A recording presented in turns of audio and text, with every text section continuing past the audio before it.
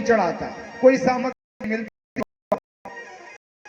तो ये क्या मुंह में भरता, एक में मरे हुए पशु मांस लेता, दूसरे में फूल फल ले लेता, बेल पत्र ले लेता, आकर के जंगल में भगवान शिव के ऊपर अपने मुंह में रखे हुए बाबा को देता,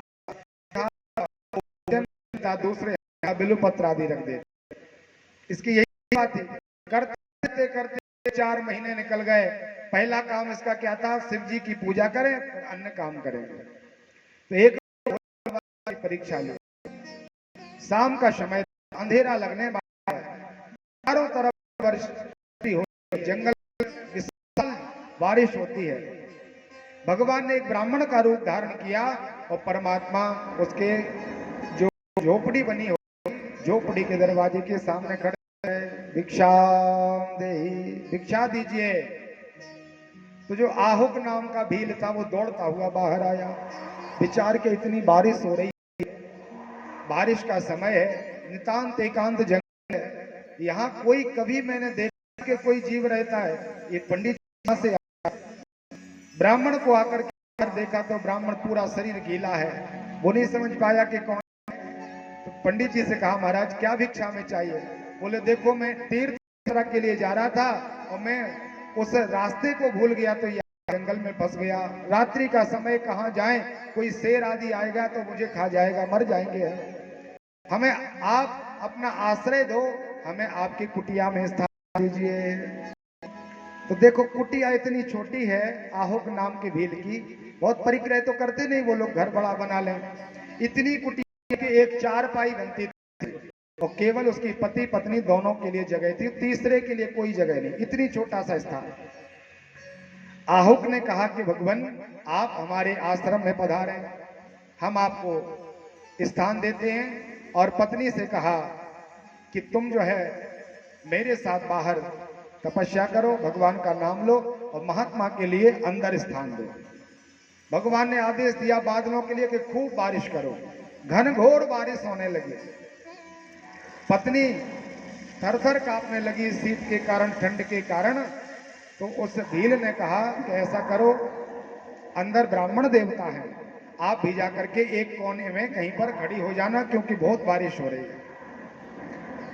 ब्राह्मणी ने कहा, भगवान आप बाहर खड़े हैं और आपको ऐसी बारिश में कष्ट हो रहा है, मैं कैसे आनंद ले सकती हूँ? हम इस प्रकार से सुख नहीं ले सकते। बार बार कहा आहुक ने, तो वो आहुकी नाम की भीलनी उस कुटिया में प्रवेश कर गई।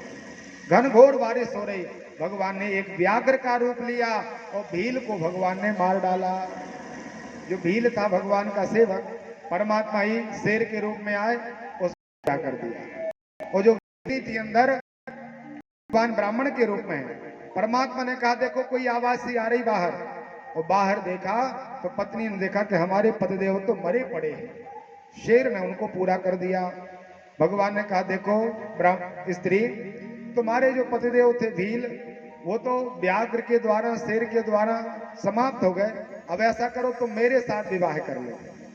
तो भीलनी का धर्म देखिए, गांव की जंगल में रहने वाली, कोई पढ़ाई लिखाई नहीं, कोई संस्कार नहीं, कोई किसी प्रकार का सत्कर्म नहीं किया, कोई सत्संग नहीं किया, और मन कितना पवित्र है। उसने कहा ब्राह्मण देवता आपको लज्जा नहीं आती? हमने आपको अतिथि समझ करके स्थान दिया और आप कहते हो कि आप मेरे साथ विवाह कर लो। भगवान मैं अपने शरीर को शुद्ध करने के लिए अपने पति के साथ समाप्त हो जाऊंगी। जैसे ही मरने के लिए वह अपने भील के साथ तैयार हुई मरने के लिए, तो वो जो ब्राह्मण के रूप में भगवान शिव थे वहीं प्रकट हो गए। बोले गौरी शंकर भगवान की। भगवान शिव ने बड़ा सुंदर उनको दर्शन दिया और कहा कि मरा नहीं है, मैंने परीक्षा ली इसकी और तुम्हारी में तुम दोनों सफल हो गए। रहो। पत्नी को भी उसने सौंप दिया अतिथि की, कितना भरोसा किया इसने, स्वयं बाहर खड़ा रहा और पत्नी के परीक्षण किया। पत्नी वचन से पति के चरणों में प्रणय पात करने वाली है, दोनों शुद्ध हो। भगवान कहा आप लोग यहाँ पर आनंद करो, अंतिम अवस्था जब तुम्हारी आएगी, जब मृत्यु होगी, दोनों को कैलाश पर्वत प्राप्त। की जय। जिन्होंने अपने बेटे को जन्म दिया हो उनकी मृत्यु हो गई तो उनकी पत्नी अपने भाइयों के यहाँ रहने लगी और बेटे को विचार के छोटा सा है, बड़ा हो जाएगा तो सती हो जाएगी, तो उस बेटे को लेकर के अपने भाइयों के यहाँ रहने लगी। बेटा मामा के घर में रहने लगा, छोटा सा बेटा था। एक बार क्या हुआ, मामा का जो बेटा है उसके साथ ये खेलते थे। मामी ने दूध पिलाया अपने बेटे के लिए, गाय का सुंदर दूध, एक गिलास पात्र आदि में। तो ये दूसरा बेटा देख रहा था, वो आया और रोता हुआ अपनी माँ से कहने लगा, मैया देखो हमारा दूसरा भाई दूध पान कर रहा है, मामा का बेटा दूध पी रहा है, हमारे पास कुछ नहीं, हमें तो दूध पीना है। छोटा सा था, उसको ज्ञान नहीं था कि हम कहाँ हैं, किसके यहाँ हैं। मैया ने कहा, बेटा देखो अपन इनके घर में रहते हैं और जो हमें मिल जाए उसमें संतुष्ट होना चाहिए। आपके पिताजी तो मृत्यु को प्राप्त हो गए, कम से कम इनने शरण तो दी हमें, आप चिंता न करो। बेटा तो बालहट था, बोले नहीं मैं तो जब शांत होऊंगा जब आप दूध पिलाओगी। तो माँ ने क्या किया, लिखा है जवा को पीस करके और सफेद सा आटा घोर करके जल में बेटे को प्रदान किया, एक गिलास में बनावटी दूध बना दिया कि इसका मन तो शांत हो जाए। जैसे ही दूध गया तो उपमन्यु ने कहा, मैंने पहले कई बार दूध पिया, ये दूध का स्वाद नहीं है, फेंक दिया, रूठ गया। बेटा का नाम था उपमन्यु। उपमन्यु महाराज ने छोटे से बालक के रूप में मैया से कहा, मां आप कोई हमें विधि बता दो, हम भगवान का पूजन करेंगे ताकि हमारे पास खूब धन का दूध का भंडार हो। अब बालक की इच्छा कितनी, केवल हमें तो दूध मिल जाए बोले। तो मैया ने कहा, बेटा आप भगवान शिव की आराधना करो, शिव जी की कृपा हो जाएगी तो एक दो गिलास दूध नहीं, दूध की समुद्र, नदियां, तालाब, भंडारे भगवान की कृपा से मिलेंगे।